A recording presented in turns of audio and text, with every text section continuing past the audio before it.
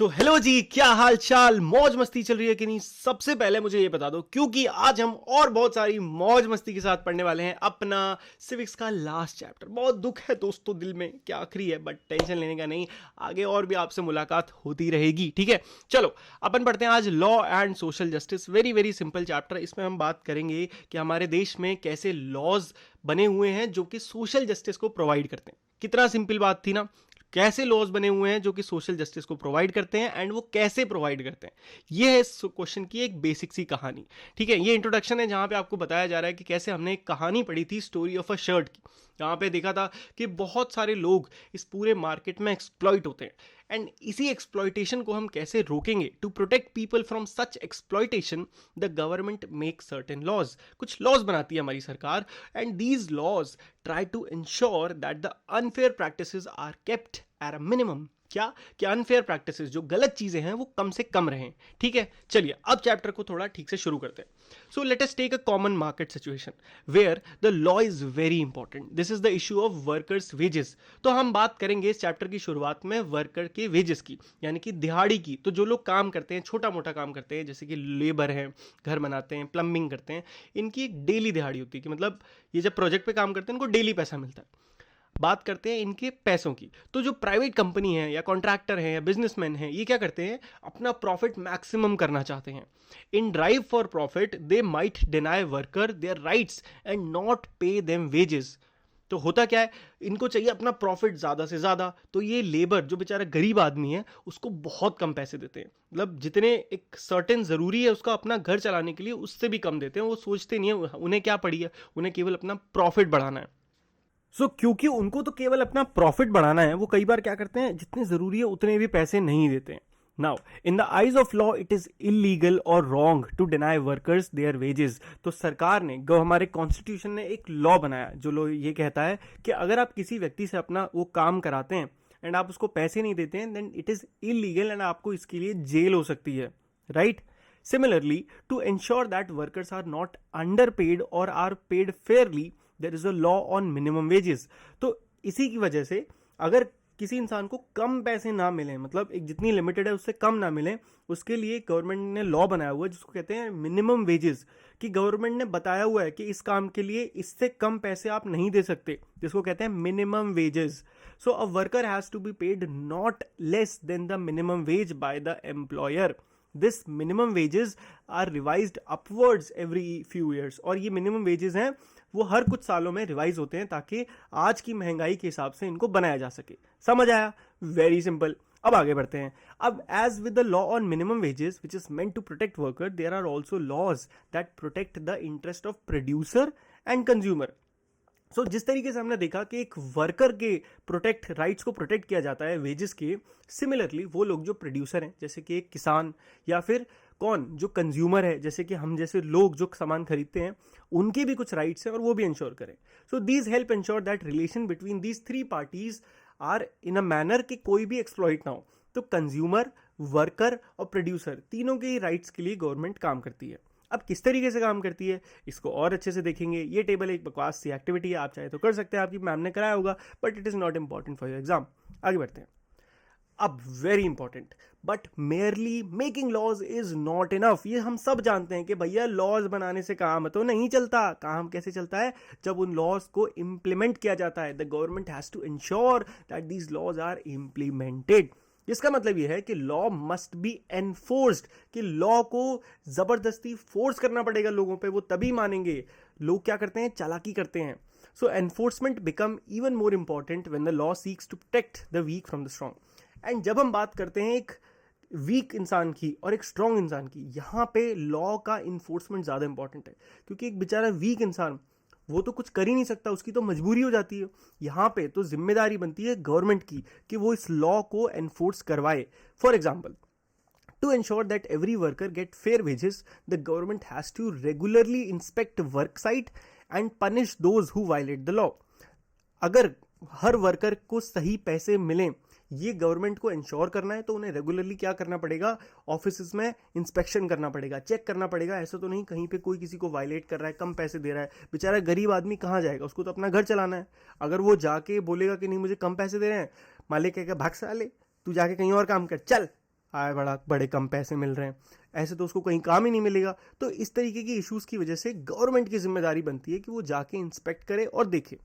When workers are poor or powerless, the fear of losing future earning or facing reprisal often forces them to accept low wages. जो मैंने बोला कि भाई वो बेचारे मजबूर हैं, ठीक है, उनके पास ऑप्शन नहीं है कि वो लड़े, नहीं नहीं मुझे ज़्यादा पैसे दो, मैं तो सरकार ने कहा है, वो कहेगा तू जा भाई जहाँ तुझे सरकार बोली है वहाँ काम कर। अब वो बेचारा क्या करे, तो उसको जो पैसे मिलते हैं वो उसमें काम कर लेता है। Employers know this well and use this power to pay workers. और जो बेचारे एम्प्लॉयर्स हैं, बिजनेसमैन हैं, बेचारे तो नहीं है वो इस बात को अच्छे से जानते हैं और इसी बात का फायदा उठाते हैं। Through making, enforcing, upholding these law, the government can control the activities of individuals or private companies so as to ensure social justice. अब इन लॉज के बनाने, एनफोर्स करने और अपहोल्ड करने, अपहोल्ड का मतलब क्या होता है, इनको फॉलो करते रहना है। ऐसा नहीं कि एक बार हो गया बस एक साल के लिए, नहीं, अब ये एक रेगुलर चीज़ बन जाए, इसको कहते हैं अपहोल्ड करना। इसको करने से गवर्नमेंट जो क्या कर सकती है, government can control the activities of individual और प्राइवेट कंपनी, ताकि सबको सोशल जस्टिस मिले, किसी के भी साथ इनजस्टिस ना हो। Many of these laws have a basis in the fundamental rights guaranteed by the Indian Constitution. इनमें से ज़्यादातर जो लॉज है ना, उनका जो मेन बेसिस है दैट इज़ फंडामेंटल राइट्स, जो हमारे कॉन्स्टिट्यूशन ने दिए हैं, जिसके बारे में हम पढ़ चुके हैं, है ना। जैसे एक है राइट टू फ्रीडम, है ना, राइट टू लिविंग, कि हर इंसान को जीने का हक है। तो जीत तो तब पाएगा ना जब आप उसको सही पैसे दोगे। अगर किसी इंसान का वो इतने पैसे नहीं आप उसको दे रहे हो कि वो अपना घर चला पाए, एंड वो बेचारा पूरे दिन मेहनत कर रहा है तब भी नहीं दे रहे हो, तो फिर तो आप उसका राइट टू लिविंग छीन रहे हो ना। तो इस वजह से for instance right against exploitation एक फंडामेंटल राइट है। वो ये कहता है कि no one can be force to work for low wages और अंडर बॉन्डेज। किसी को भी कम पैसों के लिए काम करने या किसी बॉन्डेज में काम करने की जरूरत नहीं है। Similarly constitution, no child below the age of 14 shall be employed to work in any factory और माइंस और engaged in any other hazardous employment. But हमारे देश की आयरनी देखिए, हमारे देश का ये रूल कहता है कि कोई भी 14 साल से कम उम्र का बच्चा काम नहीं करेगा, बट स्टिल आप आज मार्केट में निकल के देखिए, आपको छोटे छोटे बच्चे दुकानों पे काम करते नजर आएंगे खुले में। एंड ये है हमारे देश की एनफोर्समेंट, क्योंकि इतनी पॉपुलेशन है तो लॉज बनाना तो आसान है, बट उनको फॉलो करवाना सबसे मुश्किल टास्क है। How are these laws played out in practice? To what extent do they address the concern of social justice? These are some of the questions that this chapter will now go on to explore. तो यही जो हमने बातें करी कि ये social justice को किस हद तक ये लॉज रोक पाते हैं और किस तरीके से इंप्लीमेंट हो पाते हैं, इन्हीं कुछ सवालों को आज हम इस चैप्टर में देखेंगे। तो काफ़ी बड़ा सा इंट्रोडक्शन था इस चैप्टर का जो आज हमने इसके बारे में पढ़ा, ठीक है। ये कुछ अच्छे फैक्ट्स हैं, आप इसके बारे में पढ़ सकते हैं, ठीक है, आपको नॉलेज बढ़ेगी। बात करते हैं अब भोपाल गैस ट्रेजेडी की। तो ये बहुत ही इंपॉर्टेंट इंसिडेंट है। The world's worst industrial tragedy took place in Bhopal 24 years ago. तो Union Carbide an American company एक थी, जिनकी एक फैक्ट्री थी कहाँ, भोपाल में, जो कि पेस्टिसाइड्स बनाते हैं ना, किसान पेस्टिसाइड छिड़कते हैं। लगभग रात के 12 बजे के आसपास 2 दिसंबर को 1984 में मिथाइल आइसोसाइनाइड, जिसको MIC गैस कहते हैं, ये एक हाईली पॉइजनस गैस है, मतलब बहुत ही जहरीली। ये गैस लीक होने लगी पूरे प्लांट में से, और ये बहुत बड़ा प्लांट था। अब इस लीक से हुआ क्या, पूरे शहर भर में with in 3 days more than 8,000 people were dead. 3 दिन के अंदर 8,000 लोग मर गए और hundreds of thousands were maimed मतलब लाइफ टाइम के लिए उनको क्रिपल्ड हो गए, किसी को बीमारियां हो गई, मतलब सालों साल तक वो लोग बेचारे परेशान हो गए। इनफैक्ट एक बहुत अच्छी वेब सीरीज है नेटफ्लिक्स पे, इसका नाम है रेलवे मैन, वो आप जरूर देखना। वो नहीं भी देखो तो यूट्यूब पे उसका ट्रेलर जरूर देखना, आपको ये पूरा कॉन्सेप्ट जो है समझ में आ जाएगा, ठीक है। तो यहाँ पे भी अगेन क्या हुआ, the disaster was not an accident. क्या ये एक एक्सीडेंट था? नहीं, ये क्या था, ये इग्नोरेंस था कि भाई वहाँ की जो सिक्योरिटी थी वो क्यों नहीं इतनी अश्योर्ड थी, उनको क्यों उन्होंने इतनी लापरवाही करी कि इतना बड़ा इंसिडेंट हो पाया। इससे हजारों करोड़ों लोग बेचारे नुकसान में गए। Despite the overwhelming evidence pointing to UC as responsible for the disaster, it refuse to accept responsibility. आप सोचो, यूनियन कार्बाइड कंपनी ने हजारों प्रूफ होने के बाद भी ये बोल दिया कि इसमें हमारी कोई गलती नहीं थी।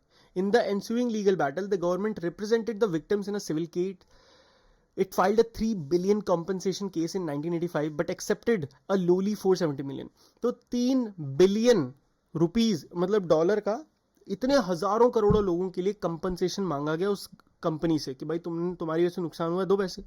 बट वो कंपनी पे भाई उनके लॉयर्स ने इतना केस लड़ा पूरा घुमा फिरा के कि मात्र 470 मिलियन में उन्होंने पूरा केस रफा दफा कर दिया, वो भी 4 साल बाद. तो लोगों को कितने कितने मिले, किसी को 1 लाख, किसी को 2 लाख, किसी को 50,000, किसी को 1 लाख, बस ऐसा. उन्होंने इंडिया में अपने पूरी तरह ऑपरेशन रोक दिए और किसी भी तरीके से इसको क्लीन अप करने से उन्होंने बोला हमारी कोई गलती नहीं, हम क्या करें, भाड़ में जाओ. आज भी people are still fighting for justice, safe drinking water, health care facility, job, जो कि उस कंपनी की वजह से वहां पे अफेक्ट हुई हैं, वहां की वजह से लोग आज भी सफर करते हैं. ठीक है, तो ये थी स्टोरी भोपाल की. अब आइए जानते हैं व्हाट इज वर्कर्स वर्थ. एक वर्कर की वर्थ क्या है. If we are to understand the events leading to Bhopal disaster, we have to ask, why did Union Carbide set up its plant in India?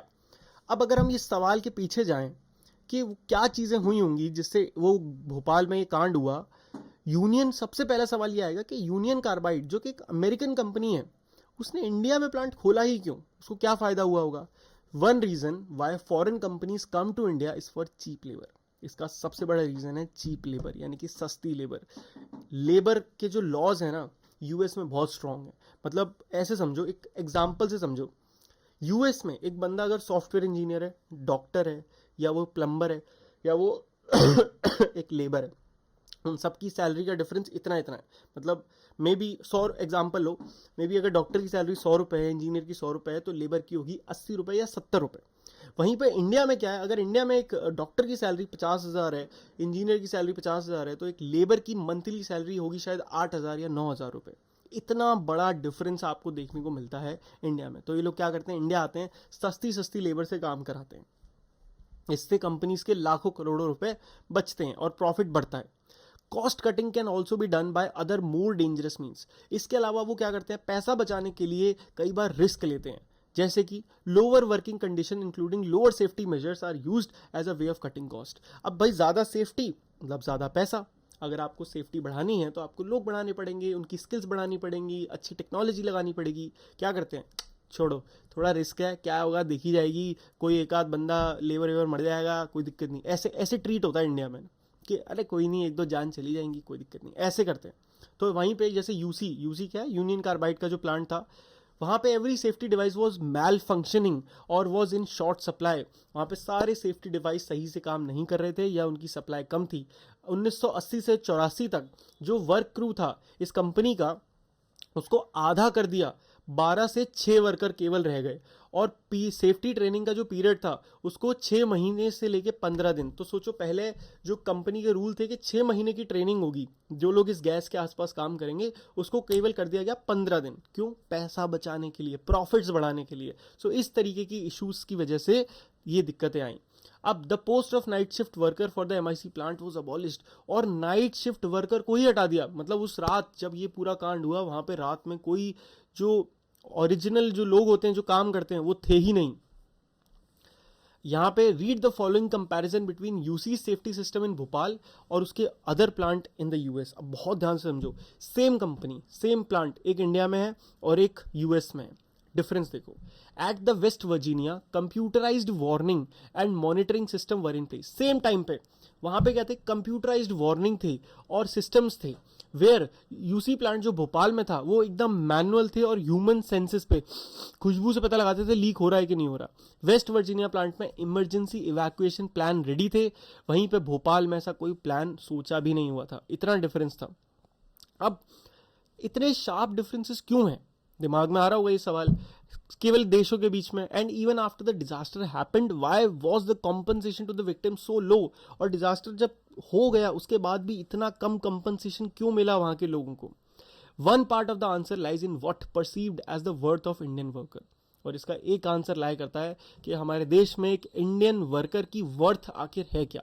कि एक कहते हैं ना, Indian जो वर्कर है उसकी क्या कीमत है.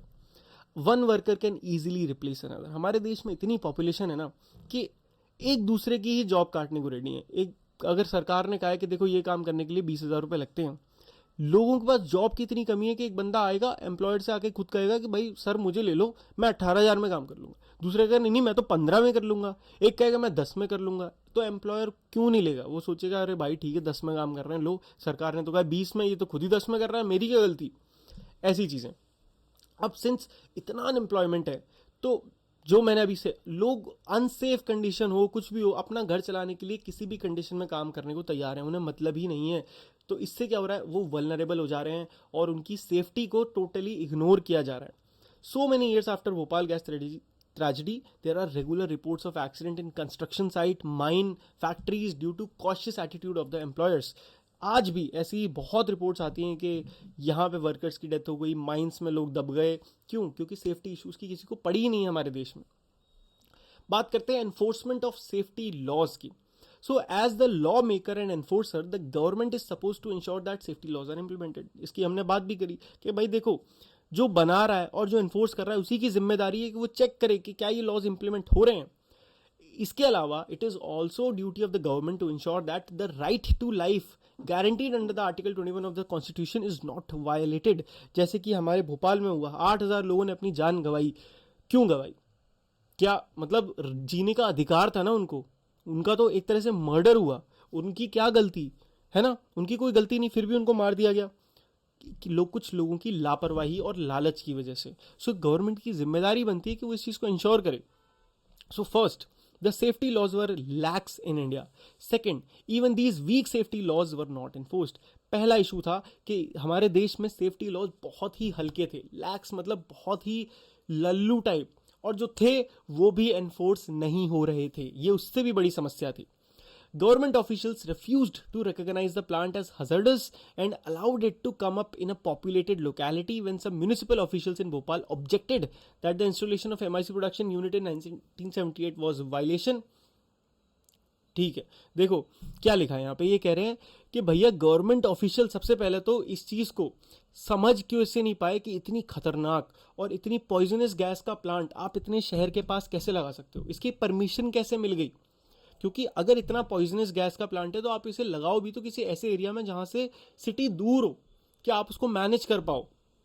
बट वहीं पे needs continued investment of the Bhopal plant which provided job. It was unthinkable according to them ask UC to shift to cleaner technology और safer procedure। वो मानते हैं कि देखो भाई हमें तो जॉब प्रोवाइड करनी थी तो इसलिए हमने कह दिया ताकि भोपाल के लोगों को ज़्यादा जॉब मिले। वो इसी के बारे में सोचते हैं कि देखो सीट कैसे मिलेगी आपको, क्या आप देखो हमने जॉब लगवा दी, ये प्लांट आ गया, लोगों की नौकरी लग गई हज़ारों की, भाई वाह भोपाल बल्ले बल्ले। बट हो क्या गया, भोपाल की तो हालत ख़राब हो गई। This, as you know, is contrary to what the role of law making and enforcement agency should be। and ये एक क्लासिक एग्जाम्पल है जहां पे गवर्नमेंट को जो करना चाहिए उन्होंने उसका उल्टा करा। समझदारी की जगह उन्होंने शॉर्ट टर्म में ध्यान लगाया, उन्हें लगा हम नौकरी तो दे रहे हैं लोगों को। This is obviously not at all desirable. ये बिल्कुल भी ऐसी चाहत सिचुएशन नहीं है, ऐसा हम नहीं चाहते ऐसा होता रहे। With more industries being set up both by local and foreign businesses in India, there is a great need for stronger laws protecting worker rights and better enforcement of this law. Even till date, आज के date में इतनी सारी industry India में आ रही है, बाहर के बिजनेस आ रहे हैं, इंडिया के बिजनेस बन रहे हैं, स्टिल वर्कर लॉज पे बहुत ही कम काम किया जा रहा है till date. New laws to protect the environment. अब वर्कर्स की बात हुई, अब एनवायरनमेंट की बात करते हैं। 1984 में there were very few laws protecting the environment in India and there was hardly any enforcement of this law. किसी को पड़ी ही नहीं थी एनवायरनमेंट क्या है, पूरा देश अपना जलाओ काटो भूनो जो करना है करो, ऐसे सोचते थे। The environment was treated as a free entity and any industry could pollute the air water without any restriction. Pollution की क्या, तुम्हें किसी गंगा नदी में कूड़ा डालना है डालो, केमिकल डालना है डालो, हवा में पोल्यूशन छोड़ना है छोड़ो, जो करना है करो। ऐसा था हमारे देश में, किसी को पड़ी नहीं थी। But thus not only was the UC a beneficiary of lower safety standards, it didn't have to spend any money to clean up the pollution। US में क्या होता है, प्रोडक्शन के साथ साथ पोल्यूशन को क्लीन करना एक इंपॉर्टेंट प्रोसेस है। वहां देश के साफ बोला है तुम पोल्यूशन करोगे साफ करो, हमें मतलब नहीं कैसे करो, कुछ भी मेजर लगाओ। इंडिया में क्या है, कोई टेंशन ही नहीं, कितना पोल्यूशन करो कितनी। तो जो यूनियन कार्बाइड कंपनी थी अमेरिका की, उसके लिए बहुत बढ़िया था। इंडिया में बनाया जाओ धड़ाधड़, कोई टेंशन ही नहीं, कितना कूड़ा कबाड़ करो, वर्कर्स मर रहे हैं, उनको सस्ते में 10-10 हज़ार में चलाओ काम, ये हाल था। अब भोपाल डिजास्टर जो है brought the issue of environment to forefront.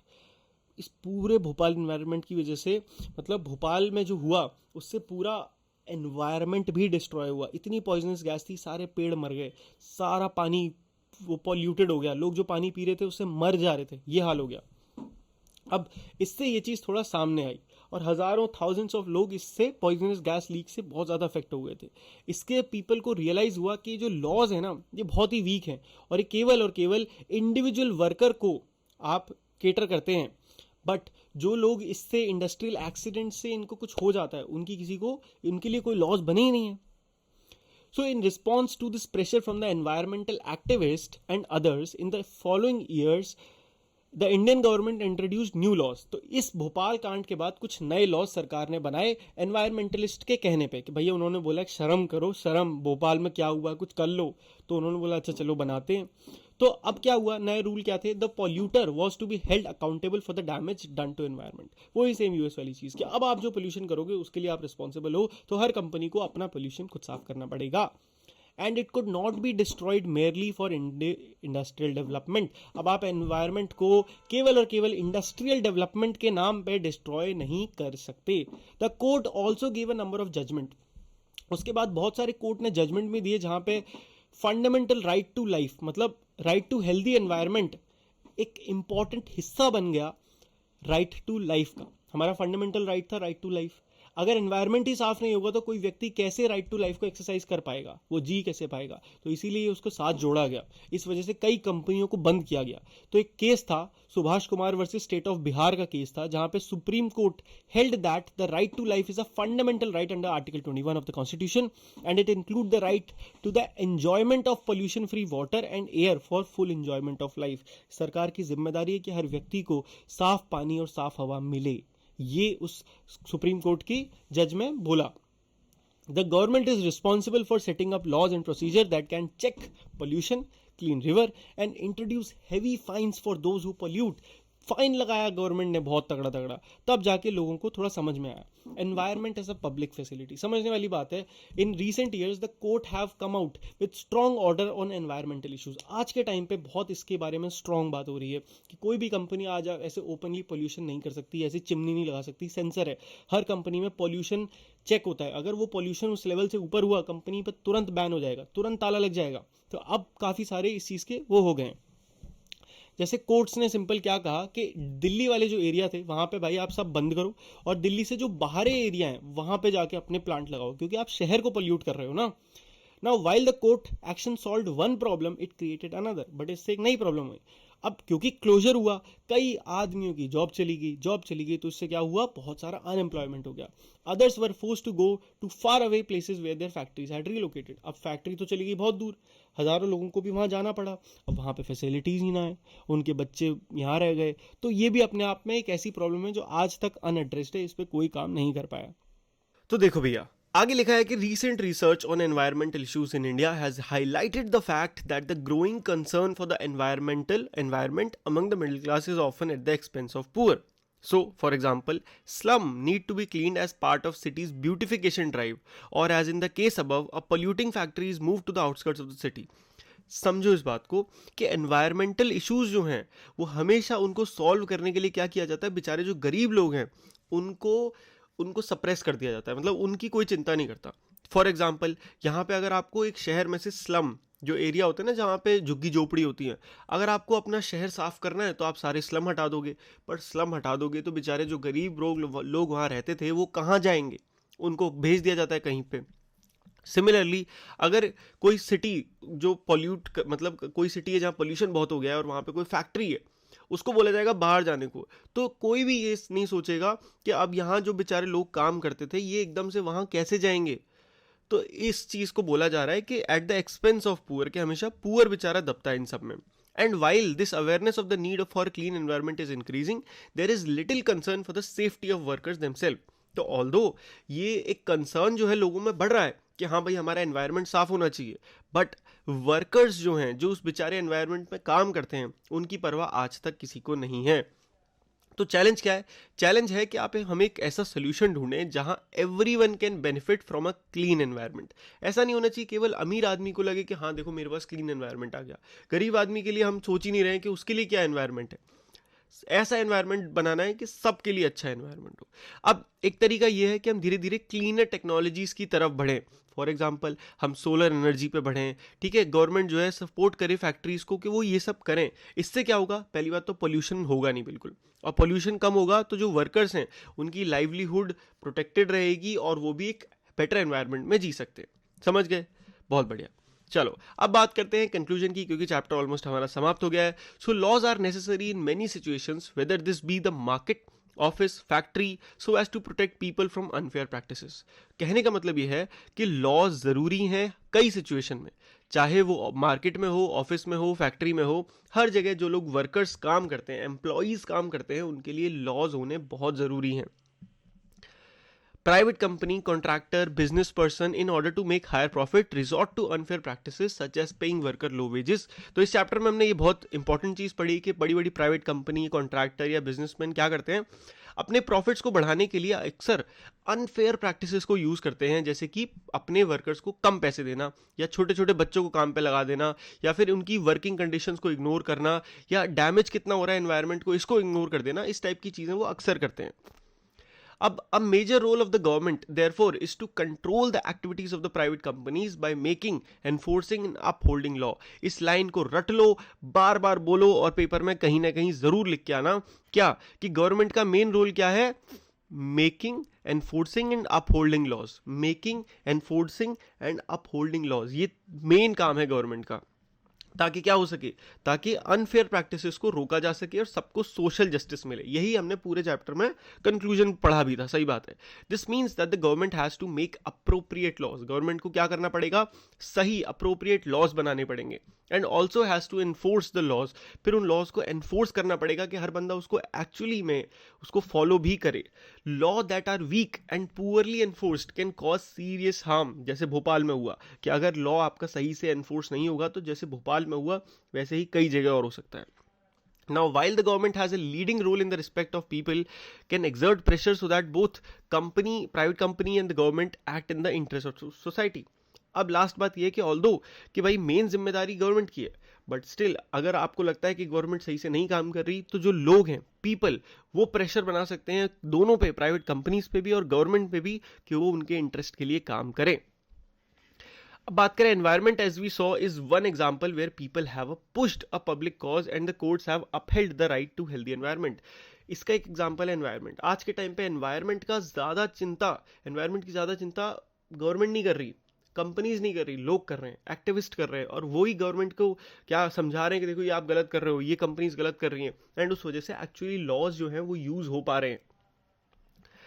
इसके अलावा हम बात करें तो likewise worker rights, right to work, right to fair wage, decent work condition is an area where the situation is still very unfair. मतलब ये ऐसी जगह है जहां आज भी बहुत काम होना है। People must demand strong laws protecting workers interest so that the right to life is achieved for all. India में आज भी वर्किंग कंडीशंस बहुत खराब है। आज भी जिसे कहते हैं ना डिग्निटी ऑफ लेबर, कि मतलब आप क्या काम कर रहे हो उससे आपकी इज्जत डिसाइड होती है। इंडिया में इसका बहुत बड़ा डिफरेंस है। एक लेबर की सोशल रिस्पेक्ट हमारे देश में बहुत कम है as compare to a doctor और इंजीनियर, जो कि यूएस में आप जाओ तो ऐसा नहीं है। ठीक है, तो विद दिस हम ये चैप्टर कर लेते हैं समाप्त। अब आप अगली वीडियो में देखेंगे इसके क्वेश्चन आंसर्स, तो उसको देखना जरूर, बिल्कुल मत भूलना, जरूर नहीं, उसको जरूर देखना और अपने चैप्टर को मस्त फोड़ के आना पेपर में। चलो अपन मिलते हैं नेक्स्ट वीडियो में, तब तक के लिए गुड बाय जी, टेक केयर एंड मौज मस्ती करते रहिए, बाय बाय।